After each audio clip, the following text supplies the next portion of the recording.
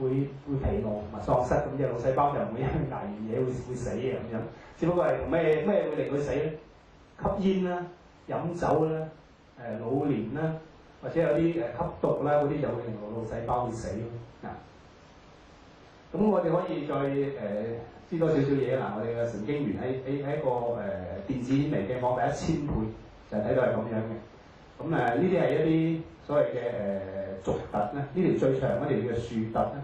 樹突就係一個我哋傳遞信息嘅一個咁嘅結構嚟嘅，即係我哋嘅身體其他衝動，譬如話一個感覺通過隻手咁傳到個大腦，就靠呢啲樹突一條過一條咁駁上嚟啊！佢傳播速度好快嘅，閃電咁快嘅。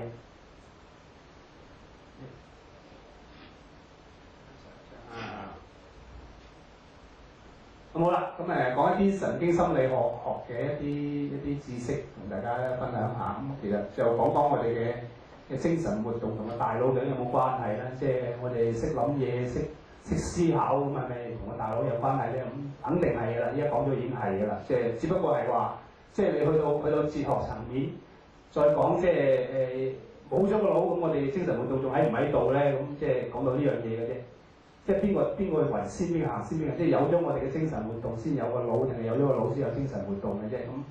咁現代科學嘅研究就覺得就應該係有個腦先咯，個腦嘅通過一啲由細到大一啲經驗嘅形成，而先至有我哋咁複雜嘅精神活動咁樣。大家可以睇到呢個美國總統列根啊、里根啦，咁佢年輕嘅時候好叻嘅做戲嘅，咁做咗總統時候更加叻啦。咁但係到咗老嘅時候，老人痴呆，連自己個仔都認唔到嘅。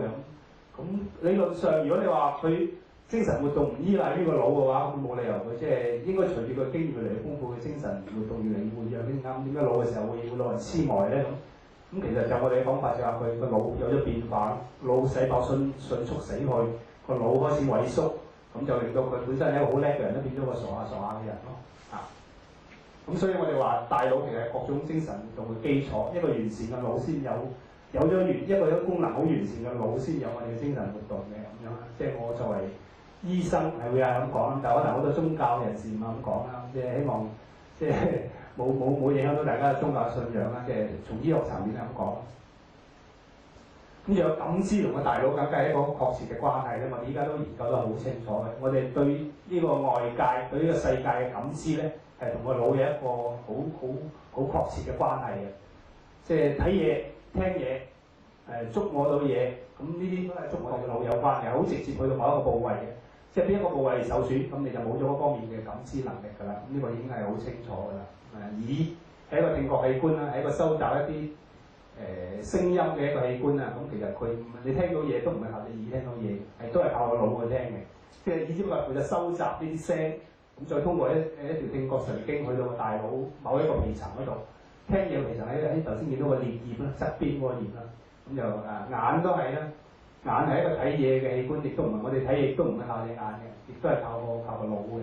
眼只不過係收集呢啲光線嘅衝動嘅一個門戶嘅啫。咁佢收集咗衝動之後咧，要通過一紮神經傳到大腦我哋個後邊枕葉嗰度。咁所以好多時候睇唔到嘢，唔一定係隻眼盲咗，隻眼盲咗，只不過係外邊嗰一紮嘅啫。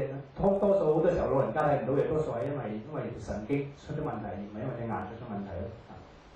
咁其他感覺都係一樣。咁值得提一提就係話咧，我哋嘅感覺其實唔係話即係單純各自運作嘅。咁好多時候即係有啲精神病人咧，佢樣樣功能都好完善嘅。點解佢會有幻覺咧？即係睇到啲嘢係我哋睇唔到嘢，佢睇到咧；我哋聽唔到嘢，佢聽到咧。可能就係因為呢一紮嘅感覺器官嘅協調出咗問題啦。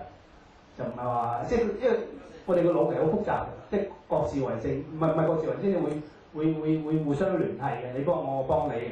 一個唇寒齒薄嘅一樣嘢有問題咧，另外又會牽連到另外一樣嘢有問題咯。好啦，講下我哋嘅情感啦。情感同大腦究竟有冇關係咧？咁亦都係好直接嘅關係咧。我哋依家都研究得幾透徹下嘅，即係知道我哋嘅情感反應都係同我哋嘅大腦會有好直接嘅聯繫啦。咁咁呢度咧，左腦同右腦就有分別嘅啦。我哋嘅情感，即係頭先講緊嗰啲感性嘅嘢，多數喺右腦嗰度。即係如果右腦出咗事咧，可能就會人嘅成個情感唔同咗。啲之前可能好熱情嘅，咁可能佢右腦，譬如啲有啲老人家中咗風之後，又可能變咗好淡漠㗎咁樣，都會有可能啦。情感嘅反應都通過一系列嘅神經反射出現啦。咁其中我哋嘅丘腦係佔咗一個好緊要嘅位置。丘腦就係個大腦包住中間嗰一忽，中間嗰個位。咁呢個位咧就其實就係僅次於我哋嘅腦幹咁重要嘅啫。丘腦係佢可以分泌好多嗰啲我哋所謂神經遞質，即係一啲激素，分泌一啲嘢刺激我哋身體，分泌一啲激素。